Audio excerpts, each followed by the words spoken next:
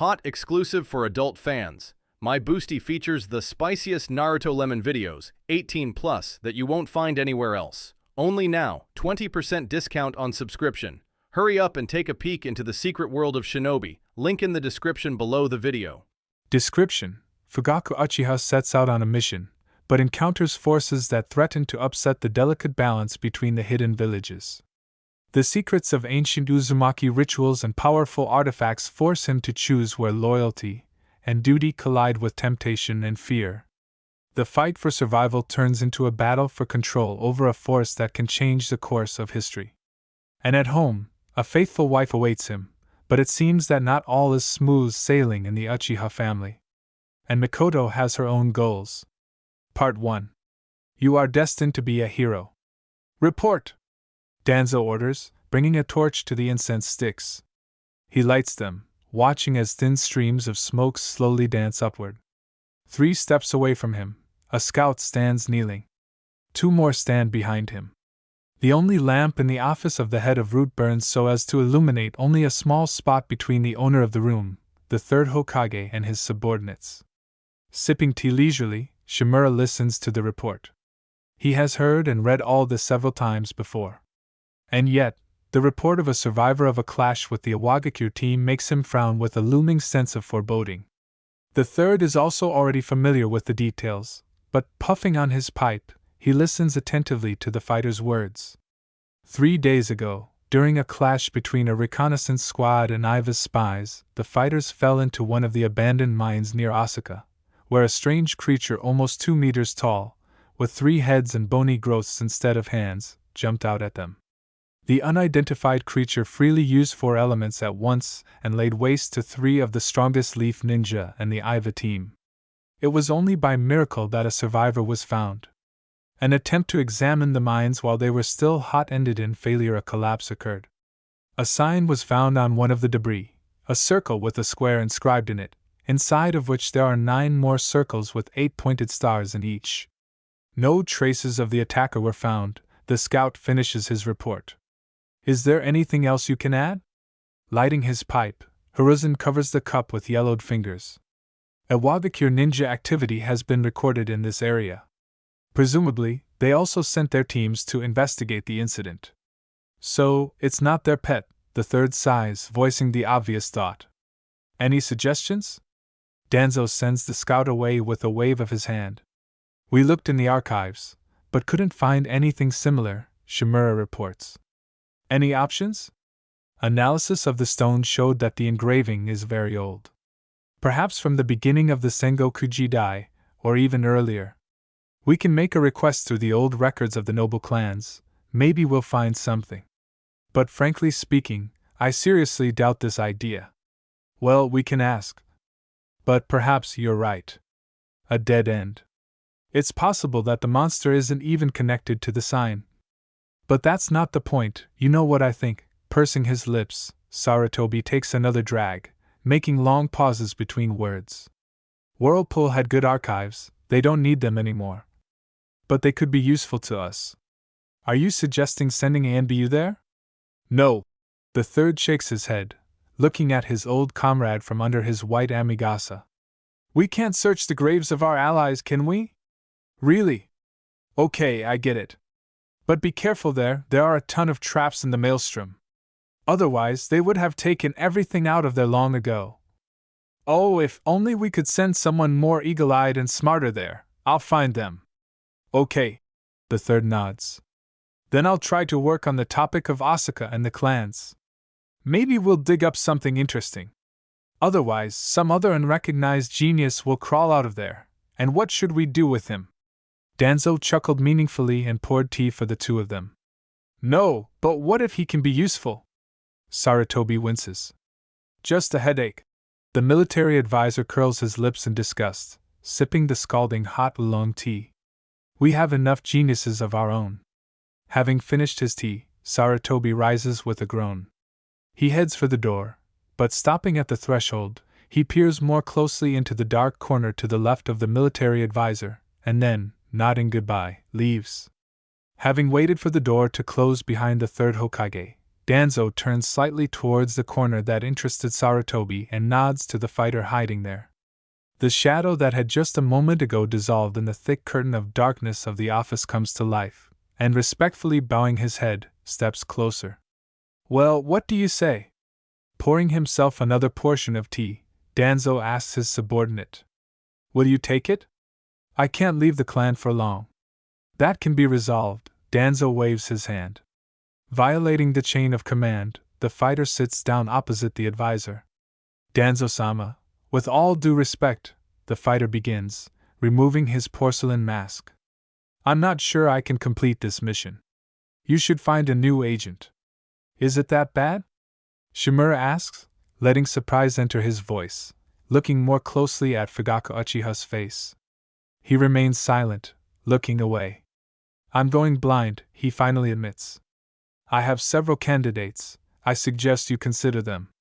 "Time." The advisor winces, clenching and unclenching his fist in displeasure. "We don't have time to test a new agent. Find me the Uzumaki archives, and then we'll consider your candidates." But Uchiha only stubbornly shakes his head, causing Danzo to click his tongue angrily. Shimura rummages through the folds of his cloak, takes out a bottle, handing it to the Uchiha. "Here. These are drops of Genkodoro based on the drug Saigenzai. They say they help. But be careful, there is a high risk of addiction and there are side effects. Konoha needs these archives, and as soon as possible." Fugaku has already reached out for the bottle, but pulls it back. A muffled cough makes him shudder. In an attempt to suppress the attack, the Uchiha hastily covers his mouth with his fist. "I know that this is not a panacea and will not solve the problem," Danzo continues patiently, watching the fighter's shoulders shake. "But the drops will give you the opportunity to finish this mission. I have no one to replace you now. Times are turbulent, you see. And I must be sure that we get the archives." Sipping tea, Danzo waits for Fugaku to cope with a coughing fit. When he lowers his palm, Shimura notices dark drops on his skin. Fugaku does not hide the blood, he only angrily clenches his fist, disgustedly rubbing the streaks with his fingers. Looking around, Danzo picks up a tea towel, holding it out to his subordinate. He sniffles, his nostrils twitching slightly, which makes his eternally sad face with wrinkles lying at the bridge of his nose look especially hostile, but he takes the towel anyway. Wiping his hand, Fugaku stubbornly shakes his head. "This is not a combat mission." Danzo sighs heavily, putting the bowl aside. There is no point in pressuring the head of the Uchiha clan. If the proud Fugaku was stubborn, even the chain of command gave in. He had to look for workarounds. His character had deteriorated especially with the onset of his illness.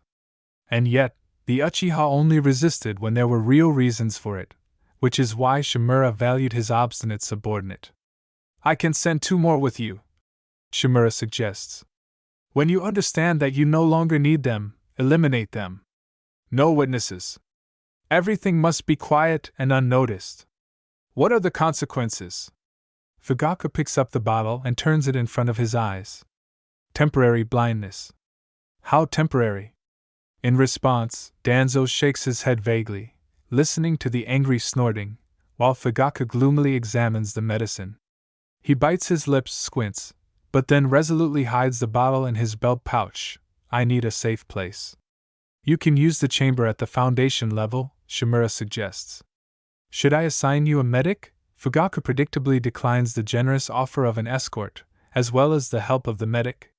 Standing up, he puts the falcon mask on his face. Then he retreats into the shadows, and is transformed in an instant. Now, a faceless member of Root freezes before Danzo, his head bowed low. A silent executor, living only for the sake of an order, whatever it may be. Not even a single movement, but only a hint, and the falcon dissolves into the shadows, leaving the head of Root alone with his worries. 2 weeks later. As plaster starts to fall on his head, Fugaku picks up speed. Almost ignoring possible traps, he rushes through the labyrinth of corridors of Uzumaki Ikizoka's dungeon. The main thing for him is to manage to get out before the ceiling collapses. A beam crashes behind him, burying part of the corridor and starting a chain reaction. Fugaku, throwing himself to the side, only miraculously manages to jump out from under the collapse. Concrete dust clogs his nose and makes his eyes water. The sore throat breaks out as a cough, squeezing his chest with a spasm and not allowing him to take a breath. But this is not a corridor, he was mistaken. A tiny utility room or storage room that served as his shelter is filled with a cloud of dust. Having caught his breath a little and waited out the attack, Fugaku tries to look outside. But even a cursory glance is enough to understand that the exit is completely blocked. A wide beam half the height of Fugaku, sprinkled with fragments of concrete floors with pieces of reinforcement sticking out of them, leaves no doubt the corridor is blocked. The shameful thought that it was worth taking an escort with him slips like a mouse into the tired brain. But for Fugaku, who reverently keeps the secret of his identity even en route, an escort is too great a luxury. After sneezing and wiping his snot with his fist, he turns around. Perhaps there is another exit here? Taking out the oblong stick of a camping flashlight, he shakes it, activating a chemical reaction, and looks around. This is not even a room an inch. The same endless spirals on the walls. 3 steps wide, 2 deep. Exo! He curses through his teeth, allowing anger to come out. And it all started so well. The drops that Danzo took out turned out to be very effective. Just a couple of days of isolation and blindness, and the disease retreated, allowing Fugaku to breathe freely and get rid of the painful haze in his eyes. The tearing cough, from which it seemed he was ready to vomit his own lungs, turned into only light coughing, reminding himself of itself with a slight sore throat. His vision cleared up. His body was filled with its former strength, and Fugaku was finally able to breathe deeply for the first time in the last couple of years. Of course, Danzo warned that the effect was temporary. But it should have been enough for this mission. And then he would finally get to this miracle doctor from the capital, whose powders Mikoto ordered. He would undergo a normal examination. Fugaku was easily able to penetrate the secret vaults of the deceased clan. He bypassed numerous traps and found the necessary archives. He collected everything he could and sealed it in a scroll using Funin no Jutsu. But time let him down. A merciless enemy has chewed out the crossbars like a rat, causing the ceiling to collapse. They may have been damaged during the attack on the village. And as soon as the fragile balance of the halls immersed in oblivion was disturbed, everything began to collapse. Leaning his back against the wall, Fugaku allows himself to slide down. He needs to rest and think. It looks like he'll have to clear the rubble, trying to dig himself a way out. Hooking the flashlight to his belt, Fugaku takes out a flask and, taking a small sip, puts it on the floor. He still needs to have a snack and gather his strength. Suddenly, he realizes that it's too wet by the wall. Water is seeping in from somewhere. But where is it coming from? Or is it just condensation from the walls? Fastening the flask back and holding the flashlight in his teeth, Fugaku feels the base of the far wall. The puddle is small, the water has clearly just started coming through the barely noticeable gap between the floor and the wall. Having activated the Sharingan, Fugaku searches for hidden mechanisms. But it is not that simple. The Uzumaki knew their business, their barriers are still the best. He cannot even sense the remnants of someone else's chakra, and most importantly, he does not see a single clue. How do you open?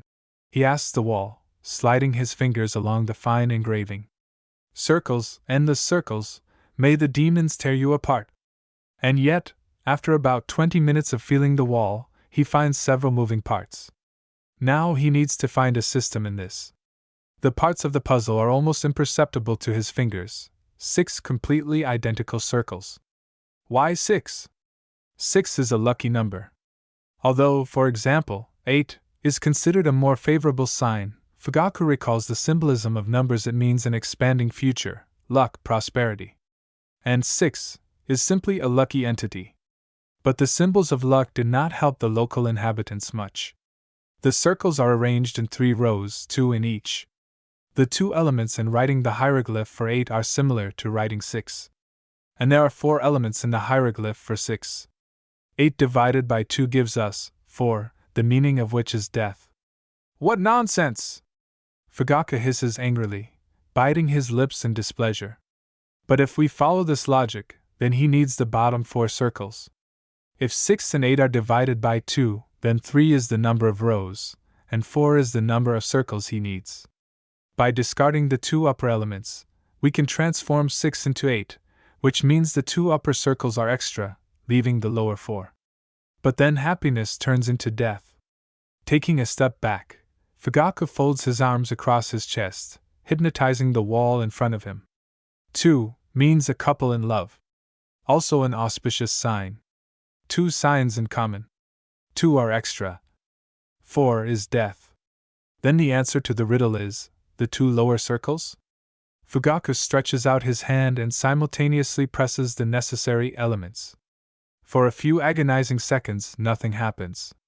And then, with a creak, part of the wall moves aside with a grinding sound, opening a passage into the depths and dousing his feet with water gushing from a secret passage.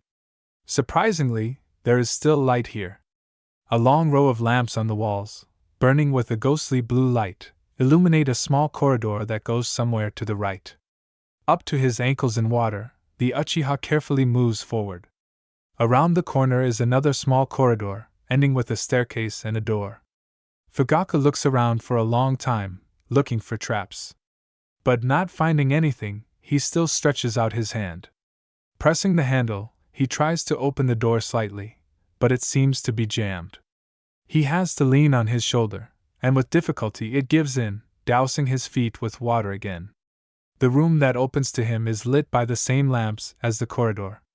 There is little furniture in it, a screen, a 4-poster bed strewn with faded pillows, a desk and a wardrobe in the corner. Next to the desk stands a full-length mirror, draped with a gold-embroidered blanket. The mosaic floor is flooded with water, which now flows in a babbling stream down the steps into the corridor behind Fugaku. But the walls are dry, as is the ceiling. Where does the water come from? Approaching the table, Fugaku notices crumpled sheets of paper. The unknown person had obviously been trying to write something for a long time and seemed angry because of his failures. The remains of rotted paper are floating on the floor. Unfolding one of the drafts, Uchiha runs his eyes over the lines of the letter. It seems that this was supposed to be a letter of apology. The author never got to the heart of the matter, having stalled on the first phrase. The same thing is happening on the other drafts. The style and form change, but the author never gets past the first lines. Written by a man. Written to a woman. No names, no dates. Fugaku rummages through the table and takes out several more letters. This seems to be diplomatic correspondence. Judging by the dates, from the time of the founding of Konoha. Comparing the handwriting, Fugaku determines the owner of the room is Ashina Uzumaki, the penultimate leader of the village. The old man was remarkably strong, having lived to be almost 100 years old, and retaining not only his sanity, but also his fighting skills.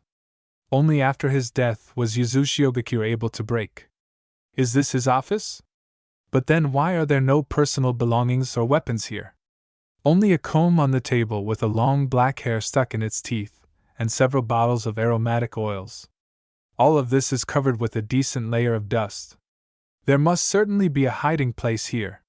Having searched the table, the closet, and the walls, Fugaku is left with nothing. Only in the corner of the room does the Sharingan detect a change in the structure of the floor. It seems that a niche is hidden there. He has to tinker with it before he can move the hatch cover. But the hiding place turns out to be almost flooded with water, and everything that was in it is already ruined. Only by some miracle several notebooks lying on top survived. But as soon as he picks them up, water begins to flow from under the canopy of the cover on the mirror in a stormy stream. Hastily taking out the scroll, Uchiha hurries to the table to seal the find and thus save the books damaged by water, and then heads to the mirror. Pulling off the curtain, he peers into the mirror-like blackness of the glass. There is no reflection of himself in it, only dark circles ripple from the center, spilling onto the floor as real water. And the stream is getting stronger. He needs to decide quickly. A dozen deep breaths allow him to saturate his blood with oxygen as much as possible.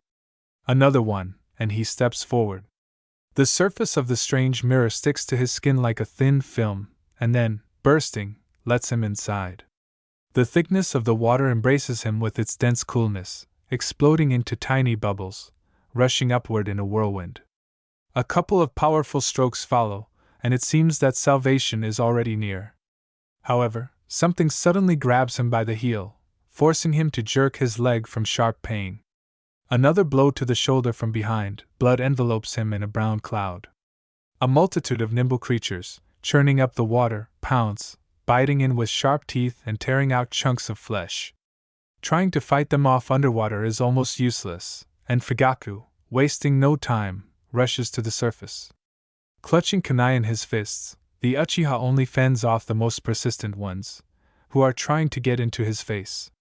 It is difficult to make out the attackers in the turbidity of the underwater battle, but one thing is clear: these are fairly large creatures, almost a meter long, and they are literally trying to eat him alive. Only pure Uchiha stubbornness keeps him from losing consciousness from the pain, stubbornly pushing himself to the surface. He does not even immediately realize that he has surfaced. The creatures grab his legs, his arms, pulling him back. Another jerk, concentrating his chakra, and he stands on his feet on the surface, watching in some kind of dullness as tiny black hands, reminiscent of children's in size, reach out for him from the water. Dark fingers with sharp claws cling to his pants, sandals, pulling him down. Stamping, Fugaku almost loses his balance, trying to throw off these hands. Round faces with disproportionately large bowls of eyes without eyelashes look at him from under the water, bearing their frog mouths filled with thin needles of teeth. One of the creatures rises to the very surface, grabbing the toe with its fingers and sticking out a long red tongue, trying to lick the sole. Everything swims before his eyes, and all Fugaku can do is stupidly jerk his foot, after which he still loses his balance, falling on his butt. They immediately grab him by the arms, tearing chunks of flesh from his forearms. Howling, he jumps up again, putting in one last leap to the shore, where, barely feeling the solid surface, he falls exhausted. He has to force himself to get up, treat his wounds, at least find a hemostatic pill, and look around. But his head is swimming, and his body is filled with lead. His eyes close by themselves. 2 minutes! 2 minutes of rest! He persuades himself. It seems he has enough strength, and another minute, and Fugaku will get up, but the darkness whirls him into unconsciousness under the rustling of leaves. Part 2. Herbalist of the mangrove forest. Fugaku comes to slowly. Reality is mixed with nightmares. His body is burning, clouding his head and making him choke. He is unbearably hot, stuffy, and sticky sweat is pouring off him in streams, while his feverish mind draws some disgusting creatures surrounding him and forcing him to rush about in an attempt to fight back, or enemy ninjas lurking in the corners. Occasionally, someone's broad palm roughly grabs him under the back of the head, lifting his head to drink a rich, sharply smelling herbal broth. Sometimes he chokes, and then the oily liquid splashes out of his mouth, flowing down his chest in disgusting streams, tickling his skin. Then they let him go. But then his mind calms down, and his vision finally clears. He lies in a small hut. Directly above him is a window, covered with a not very fresh curtain. Behind him, a solid green wall of forest can be seen. In the middle of the hut, a fireplace with a cauldron hanging above it on a tripod. The low ceiling is hung with bunches of herbs. Fugaku recognizes some as medicinal, but there are also those used to make poisons. In the corner, opposite his bed, is a rough table covered with bowls and jugs. The plank floor is covered with dirt and small debris. Whoever owns this place, they clearly do not like order. Fugaku throws off his mat and sits up, disgustedly lowering his bare feet. He is not wearing any bandages or clothes. But his things are piled up at the head of the bed. Scrolls, weapons, mixed with crumpled clothes. Flies buzz around the pile with a disgusting buzz. Apparently, the unknown savior took his things and threw them away, not even bothering to rinse them from blood and dirt. Stretching, Fugaku picks up what used to be pants. Now this rag is even embarrassing to use as a floor rag. Raising his hand, Fugaku thoughtfully feels his chin. Judging by the stubble, it has been here for about a week. But the main thing is that there is no ANBU mask. Either it was washed off during the underwater battle, or the owner of this place took it. And that's bad? Examining his hands, he notes how neatly his wounds were healed. Instead of torn pieces on his forearm, there is only a thin ligature of pale, almost invisible scars, like on the rest of his body. With time, it seems, they will disappear too. Only a professional ninja medic could do this. A skinny chicken peers curiously into the doorway, making its way through a curtain of wooden beads. A peg holds the thin door on rusty hinges, preventing it from slamming shut and letting in the stifling heat. The chicken, clucking, walks through the hut like it owns the place and, flapping its wings, flies up onto the table.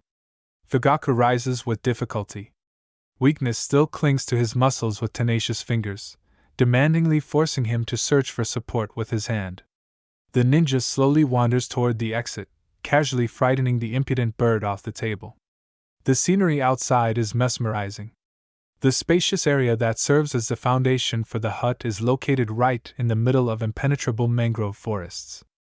The intertwined root supports of the trees rise above the water, and their emerald crowns majestically stretch upward toward the azure sky. Everything around is chirping, clucking, whistling, and buzzing. On the platform, in addition to the hut, there is also a small pen for birds, from which, apparently, his new acquaintance has escaped. Behind the hut, a canopy is visible, replacing a barn for the inhabitants of this place. The chicken, having calmed down a little and decided that the man is no longer a threat to her, begins to strut importantly along the boards, pecking some garbage. Fugaku does not find either a boat or a raft here. A pair of curious yellow-billed hornbills, having settled on one of the branches, warily examine the man standing on the platform. As if talking, the birds click their huge, hooked beaks. Having looked around, Fugaku returns to the house, hoping to find at least some clothes for himself. But the most that is there is the same curtain and a mat wet from his sweat. There is not even a sheet on the bed, not to mention a pillow. Finally, sighing, Fugaku gathers his clothes and goes to wash them. And even though he doesn't have much soap, he can at least rinse and dry them. The owner, or rather, the mistress of this place, catches him doing this. Surprisingly, he doesn't even notice her right away. Hugging a wicker basket, the woman stands, leaning her shoulder against the wall of the hut, and watches him. To be shy or to show modesty in his situation is stupid, and so the Uchiha simply nods to the woman, slowly turning and putting the rinsed laundry on the boards next to him. A tall, somewhat angular middle-aged woman with unkempt dark hair looks at him without any interest or fear. And then, grabbing the basket more comfortably, she silently goes into the house. All that Fugaku can do is pull on his wet pants and follow her.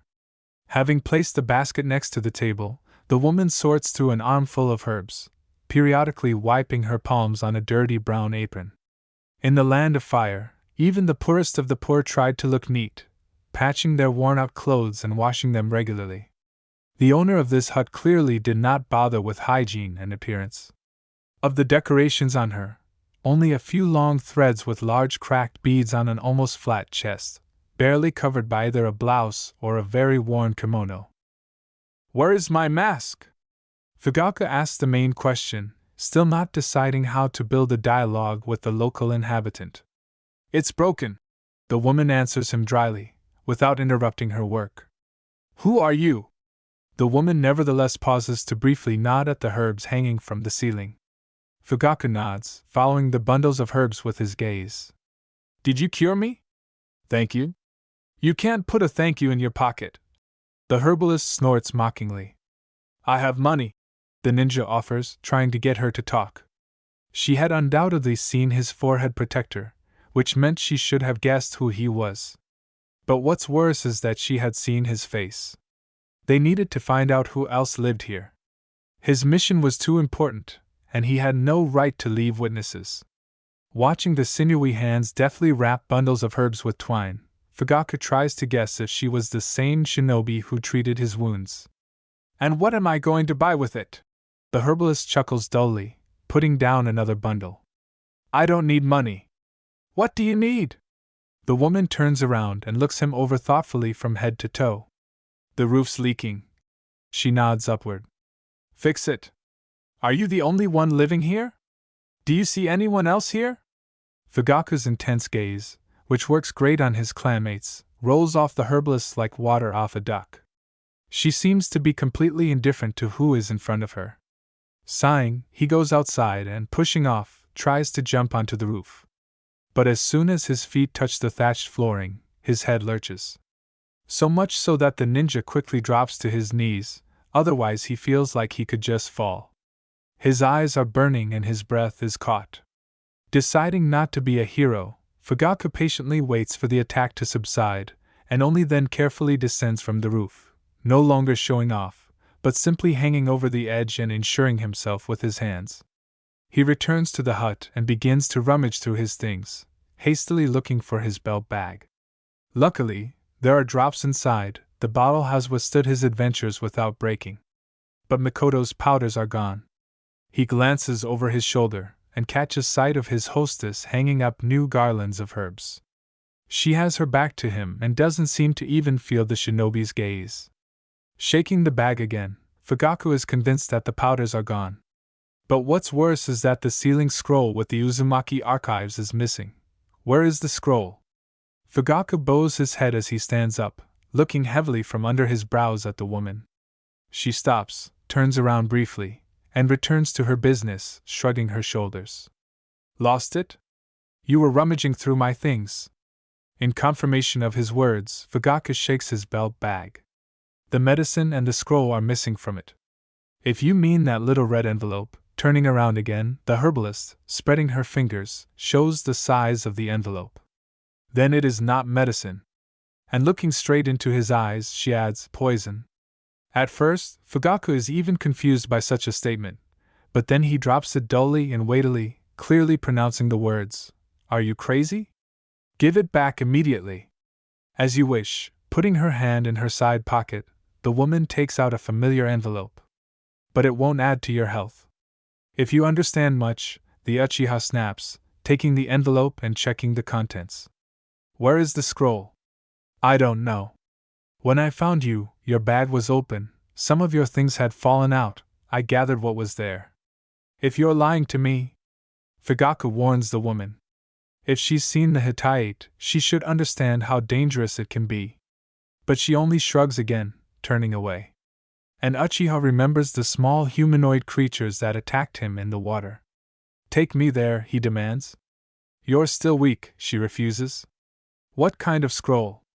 None of your business. Fugaku throws back dryly, approaching the table and starting to look for at least a relatively clean bowl to dilute the medicine. The owner of the hut watches him and shakes her head while he pours the powder into a bowl and looks for something to dilute it with. In vain, and in the face of Fugaku's angry look, he continues, not at all embarrassed. A woman gave it to you, right? And a man made it. He wants to yell at her to shut up and mind her own business, but still, interested, he answers, this medicine was made by a doctor in the capital. But in response, he only gets a guttural laugh. And what is the name of your doctor in the capital? Fugaku gets confused.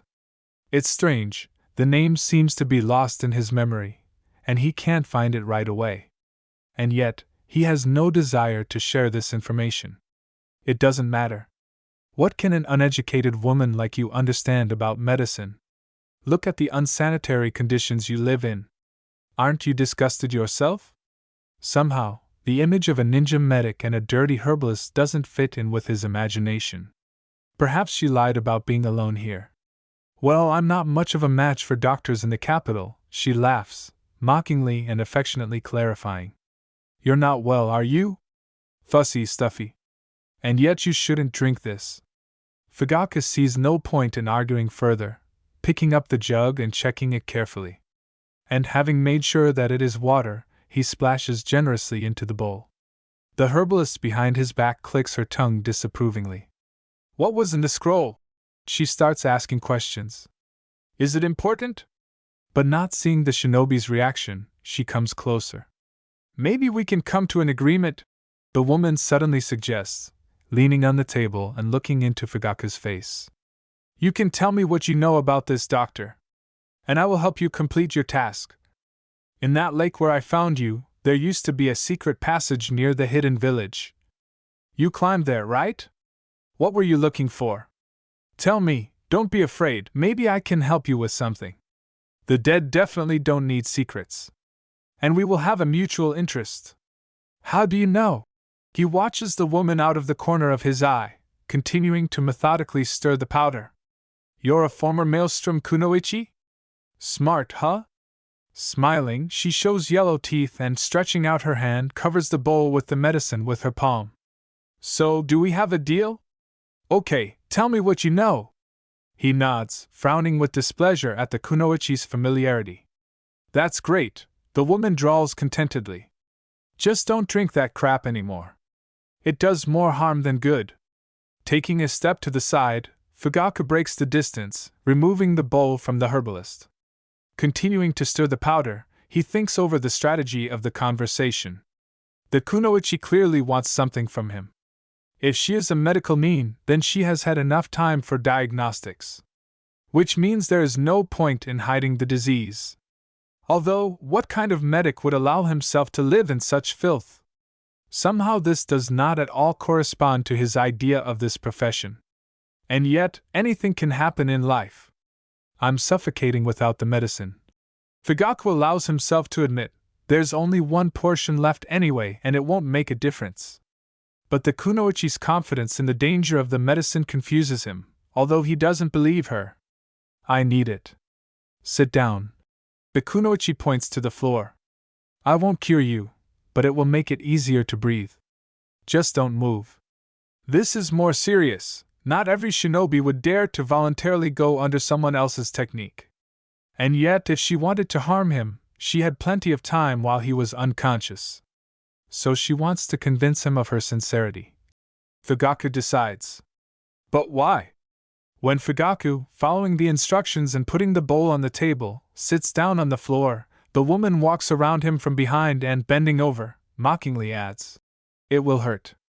Fugaku understands how justified the warning is only when someone else's palms fall on his back like hot iron. You have to close your eyes tightly to keep from arching your back in an instinctive attempt to pull away.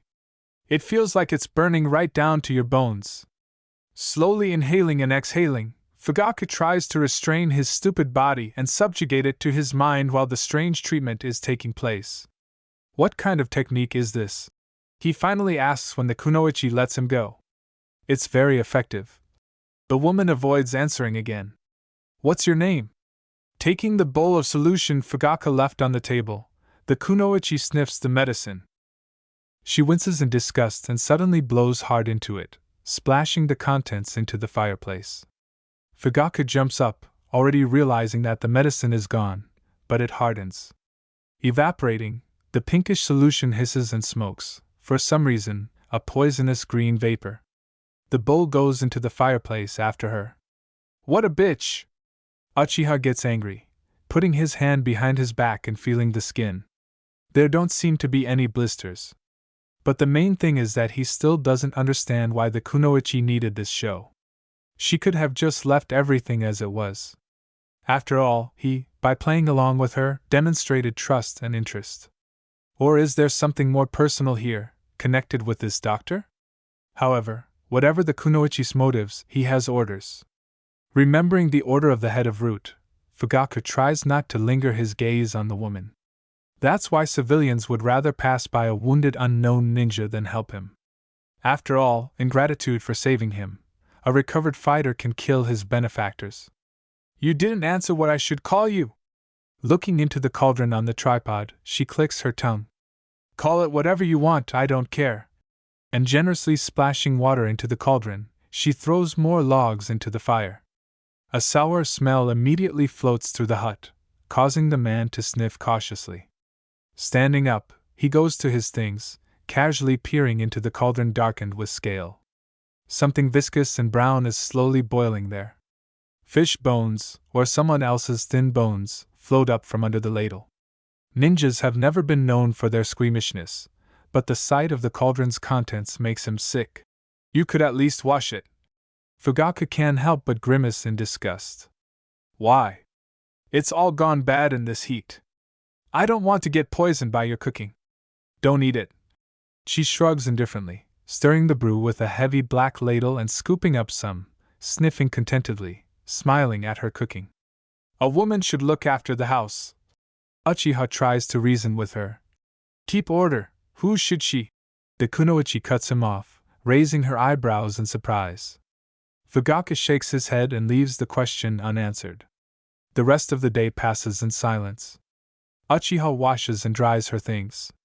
The herbalist sorts through her bunches of hair, feeds the chicken, and then, sitting down on the flooring in the very sun, closes her eyes and seems to be dozing. Without daring to try the brew, Fugaku makes do with his pills and then takes out the mattress to dry. It looks like he'll have to spend a couple more days in this hut for sure. And he doesn't intend to spend that time like a pig. The hostess occasionally opens one eye and watches the guest. Only in the evening does she begin to get ready. She stuffs the chicken into the pen and lowers the reed shutters on the windows. I'm leaving, she warns him. Lock the door. And don't leave the house at night. There are a lot of predators here. Where are you going? Fugaku frowns suspiciously. Do you think I'll sleep under the same roof with a man? Too much honor. I'll be back in the morning. And already at the door she turns around again, sternly shaking her finger. And keep in mind, I'm not allowed to do anything on my own here. He can clearly see her silhouette behind the thin door. The herbalist is clearly waiting for him to close the bolt. The door, flimsy even in appearance, is useless, in Fugaku's opinion, and he snorts and stretches out on the slightly damp mattress. Lock the door, she demands, continuing to stubbornly wait outside. Closing his eyes, the ninja ignores the demand. In case of danger, the door will not save him, unlike the skills honed over years of training and missions, and therefore he is not going to give in to someone else's whim. Having huffed and puffed under the door, the herbalist leaves. And Fugaku slowly falls asleep. The damp, southern night envelopes the hut with a dark blanket, filling the area with the disturbing sounds of forest life. However, this does not bother the ninja much, who is accustomed to spending the night in the open air. He is almost not irritated by the melancholy drawn-out cries of night creatures, the iridescent whistles of insects, and frog songs. Until the moment when a light scratching sound intertwines with the general melody of the night.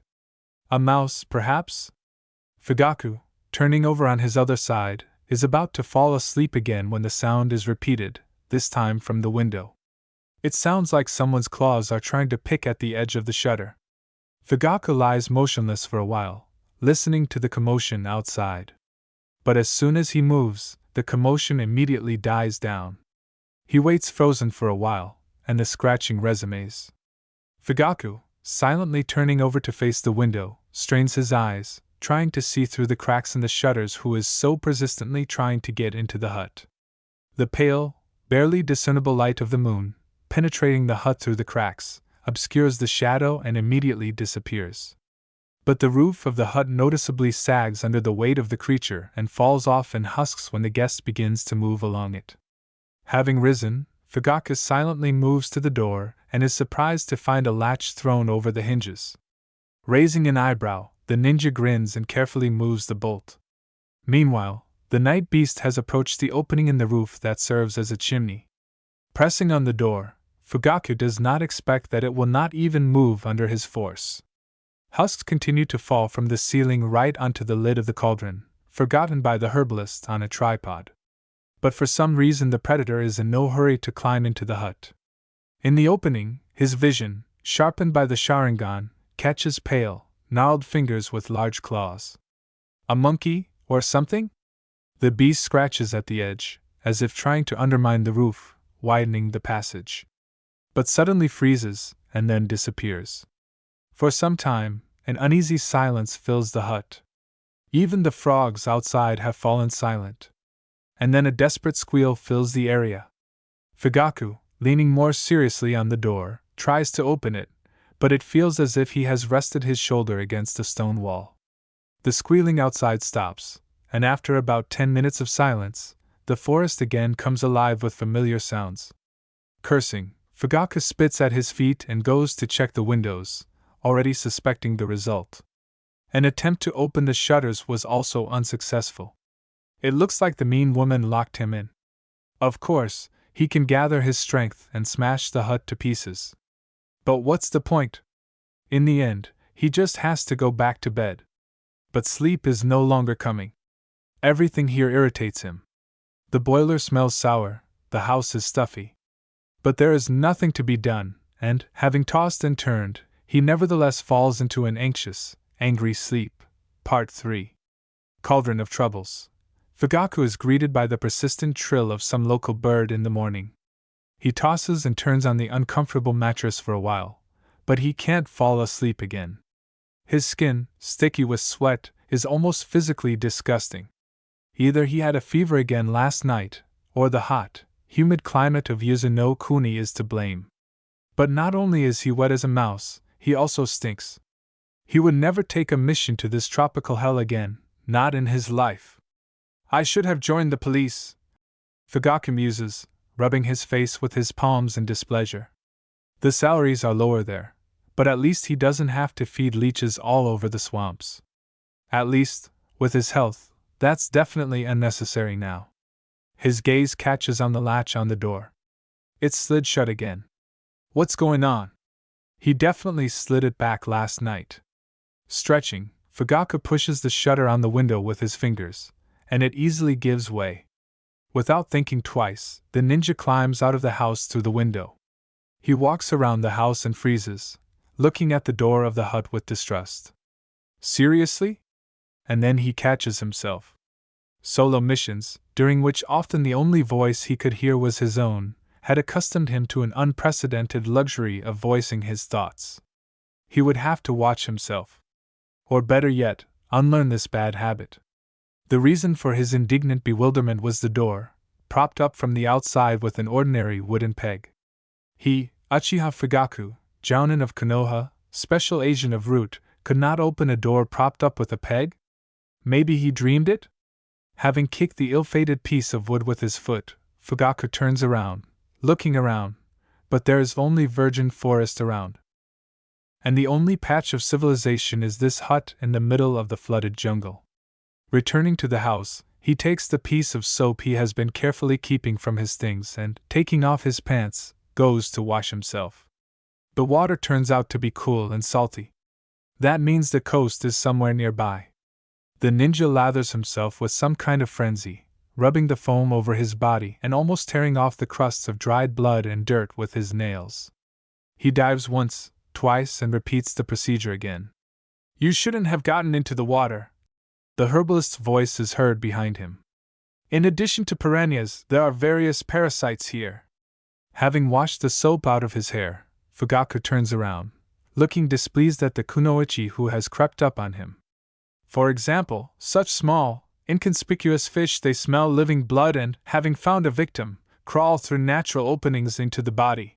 The herbalist continues to frighten him, smiling carnivorously. And there, having supped onto the inner walls, they begin to feed on the victim's blood. When you sneak up on a ninja, you risk running into a kunai. The shinobi answers her casually. And yet, it takes Fugaku a few seconds to suppress the unworthy desire to jump out of the water after the herbalist's words. His pride won't let him fall for the provocation, but the mere thought that it's true makes his muscles clench. In the end, he washes himself demonstratively slowly, turning his back to the woman so that she can't see his activated Sharingan. And when he finally turns around, it turns out that she has already gone into the hut. Combing his wet hair back with his fingers, he gets out of the water. Cold drops flow down his neck, rolling in tickling streams over his shoulders and back. Fugaku shakes his head a couple of times, splashing cool drops while he pulls on his pants, which immediately become wet. Now it's even pleasant. If it weren't for the phantom itch haunting him now, it would even be good. He just needs to get the stupid thoughts out of his head. But instead, leaning his shoulder against the door frame, Fugaku involuntarily listens to the sensations of his body, getting even angrier. The herbalist is sitting right on the floor, her knees spread. Her skirt is pulled up, showing the yellowish-brown skin of her thighs, covered in some kind of stains and bluish, clearly visible veins. The woman, hunched over, is concentratedly and methodically wielding a stone pestle and a small mortar, holding it between her legs, and seems to be completely unaware of the guest. But then she is distracted, raising her eyes to the ceiling for a moment. Do you have tools? Fugaku reads the hint, following her gaze. In response, he nods somewhere in the direction of the junk piled in the corner. There he finds a coil of rope, a mallet, and a rusty, jagged knife. Straw and nails behind the house. The herbalist prompts.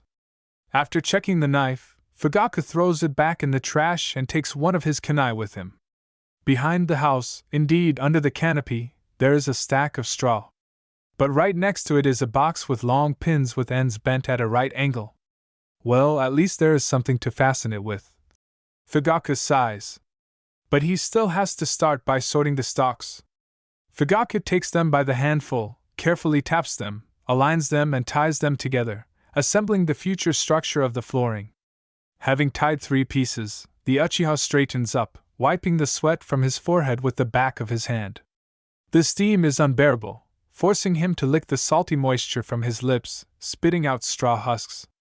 Finally, deciding to take a break, Fugaku climbs onto the roof to assess the scale of the work. He finds the rotten sheaf easily. 3 prepared ones will be enough to replace it. Looking around, he notices a thick pole sticking out of the center of the roof, acting as a base for attaching the roof beams. There is a chimney near the pole. Coming closer, he sits down, examining the yellowish scratches on the pole. They are fresh and deep. Lost in thought, Fugaku runs his finger over the scratches and immediately pulls his hand back, hissing. A grayish splinter digs into the pad, causing annoyance. Having sent the injured finger to his mouth, Fugaku begins to bite out the offending splinter. Whoever left these marks, it was clearly not a monkey. To leave such marks, claws much stronger and sharper than a monkey's are needed. And although he is not an expert on the local fauna, some local predator has clearly been here. So, he did not dream of the night visit. He spends almost half a day fiddling with the roof. But in the end he is even pleased with his work, replacing the flooring in a couple more places. Having finished the work, Fugaku bends low over the water, scooping it up with his palm and washing himself. Are you going to eat? Leaving the house, the herbalist languidly rests her hand on the corner of the house and looks at the roof with satisfaction. I brought you some rice. Chuckling, Fugaku allows himself to smile and goes into the house, where he stops in a stupor. There is a bowl of uncooked rice on the floor in front of the fireplace, just a bowl full of snow-white grains. Boil it, he demands of the woman. Why? The herbalist is surprised. I've already eaten. I fixed your roof. I saved your life.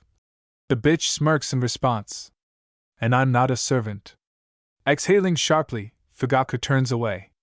You can continue the argument, prove it or force the bratty woman to behave like a human being with him, but why waste time on a fool? By arguing with a fool, you yourself sink to his level. And again an angry silence hangs between them, while the kunoichi begins to sort out some herbs from a huge wicker basket. Fugaku had never been so irritated by silence. Mikoto was not a Belushka, but the silence with her was familiar and even somehow cozy. A caring and considerate wife glided around the house like a shadow, trying to please her husband in everything. He longingly recalls her quiet voice, attentively asking what to cook for him. This is how a good woman should be, gentle, caring and unnoticeable. It was already closer to evening that the herbalist finally asked the main question. What were you looking for in Yuzushiogakure? The woman asks casually. Putting her business aside, she leans her back against the wall, stretches out her legs, blissfully closes her eyes and answers her own question under Fugaku's sidelong glance. Were you looking for the archives? And what level did you reach? Level? He clarifies, realizing that the woman is waiting for his interest. A whirlpool. The kunoichi snorts, casually drawing an imaginary spiral in the air with her finger. Very predictable. Each new circle holds more and more secrets. But the main treasure is at its very bottom.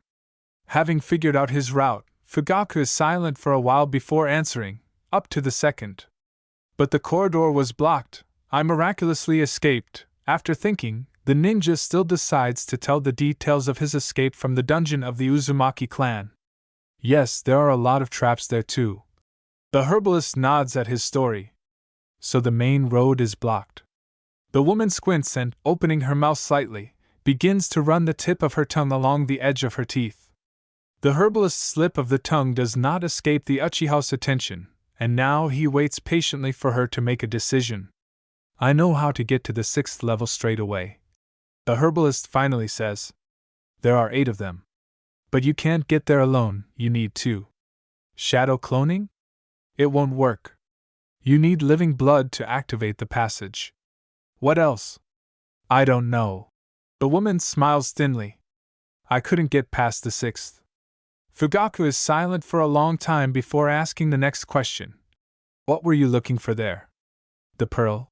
The herbalist's smile becomes dreamy. You get your archives, and I'll get myself a new toy. A good deal. Give me back my scroll.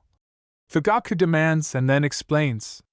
You wouldn't have been able to find out about my purpose if you hadn't climbed into it. She laughs coldly in response, but doesn't deny it. Good. Help me, and I'll give you back your scroll. They eventually agree on tomorrow. After which the herbalist begins to get ready again, not forgetting to warn the guest to close the door and shutters. Fugaku watches her gloomily and, when she leaves, starts cooking.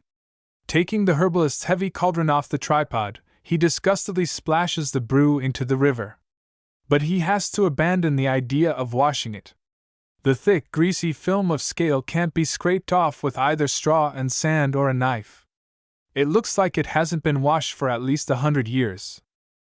Spitting, Fugaku angrily washes his hands and goes to look for something suitable to serve as a saucepan.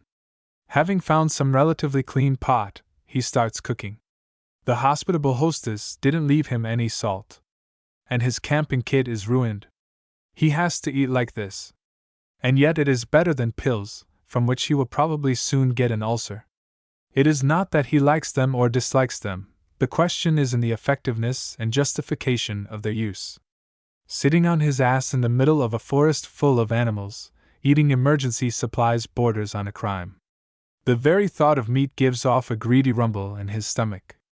Without thinking twice, he takes up his weapon and leaves the house and freezes on the threshold, feeling his jaw creeping down.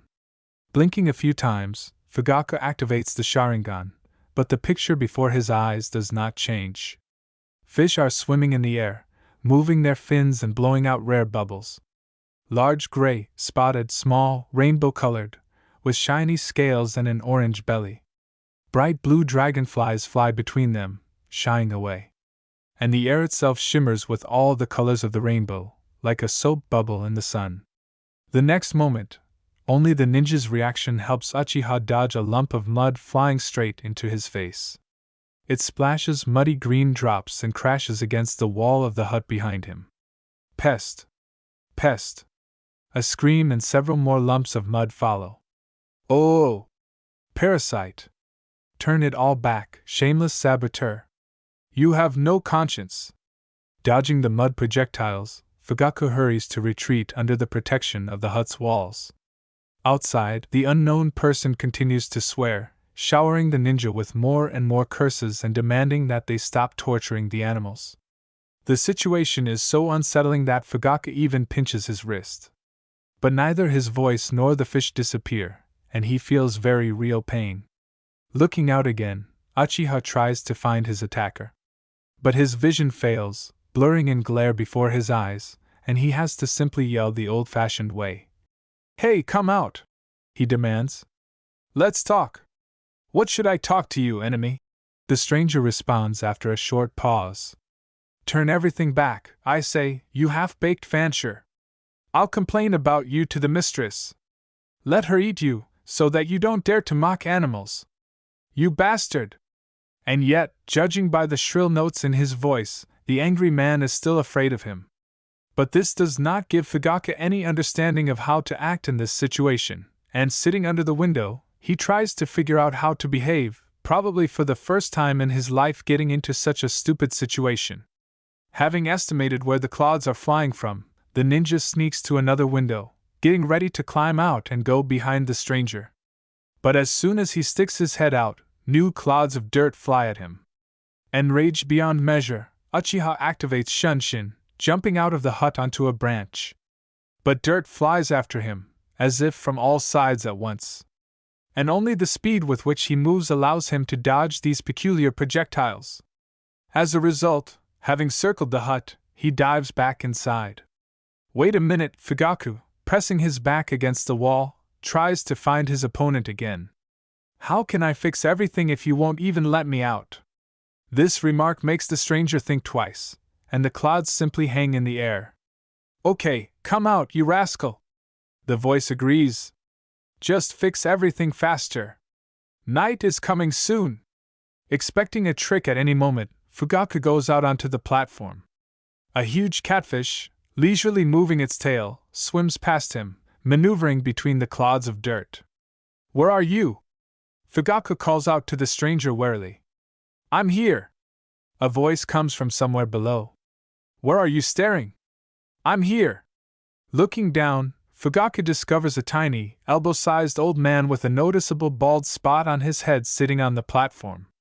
The crown of his head is severely deformed, like a bowl, filled with water framed by thin green hair. An enormous nose with a wart hangs over his sharp chin jutting forward.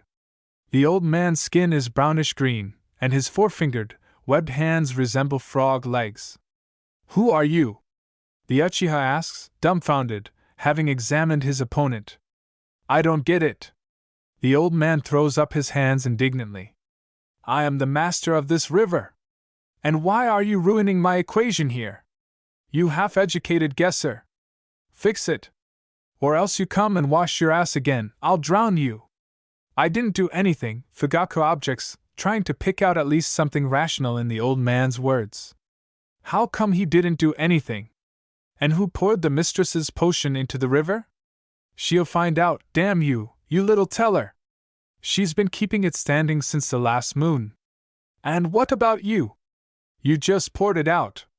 You saboteur. It was an accident, Fugaku says, the only thing that comes to mind. So you're not a fancher or something? The old man exclaims, widening his eyes. Don't you understand what's going on here? What is fancher? So you are not the mistress's apprentice. The old man glances at him suspiciously, scratches his chin and nods. So she will eat you for your nastiness. Let's all sorts of people in here, and then let's fish swim in the air. That's not right. Is there any way to fix this? Fugaku seizes the opportunity to get the old man to talk. Well, maybe there is a way. The old man fidgets around the platform, following the blue dragonfly with his eyes. But what reason do I have to help you? You're a fool yourself. They probably told you not to touch anything here, but you didn't listen. You're not a human, are you? Fugaku carefully clarifies, approaching the old man. I'm a demon. He proudly lifts his nose and immediately starts squealing when Fugaku, darting forward, grabs him by his skinny neck, lifting him into the air and activating the Sharingan, menacingly shaking the creature again. How can I fix this? The Uchiha demands. Help me, and I'll spare your life. I'll complain. The old man squeals, senselessly scratching his hand with his fingers. I'll kill you. Fugaku promises. Okay, you little rascal, I'll help you fix everything here. The old man backs down. Just let me go. Watch me. The Uchiha frowns menacingly, letting go of the demon. Having jumped away from him, he begins to rub his neck, grinning at the ninja with sharp fish teeth. But then he still changes his grin to an ingratiating smile. Bring the cauldron here, we'll collect the potion. Having brought the cauldron, Fugaku watches as the creature lowers its webbed paws into the water, and the potion that has spilled over the river is drawn to them like iron filings from the surface in a thin film, forming into spheres of sueru. The old man picks up the water balls and splashes them back into the cauldron. Having thought about their short conversation, Fugaku squats down next to it. Who is the mistress? How long has she lived here? He asks. A long time. The old man moves his thin, bony shoulders, wrinkling his face. Don't be angry, but my job is small to watch the river. If you have an interest in her, ask her yourself. I don't meddle in her affairs. I have enough of my own. Why is it dangerous here at night? He asks the next question. So, a stranger showed up here, the the demon answers more readily. He's raging for no reason. There's no way to deal with him. What do I care? He doesn't go into the water, and that's fine. But those who live higher up are completely worn out. He won't give them any peace. Having filled the cauldron, the demon shakes off his hands and claps his hands sharply. And his clap rolls across the water in a soft wave. The fish, who immediately lose their ability to levitate, fall back into the water. There! Order! The old man sums up, looking around with satisfaction. Now drag the cauldron back. And pretend that nothing happened. Maybe he won't notice. And with these words, the old man slides into the water. And Fugaku, taking the cauldron, goes to the hut, thinking over the information he has received. But his back is pricking with an unkind look. Turning around, he sees only circles spreading across the water. That night he obediently locks the door.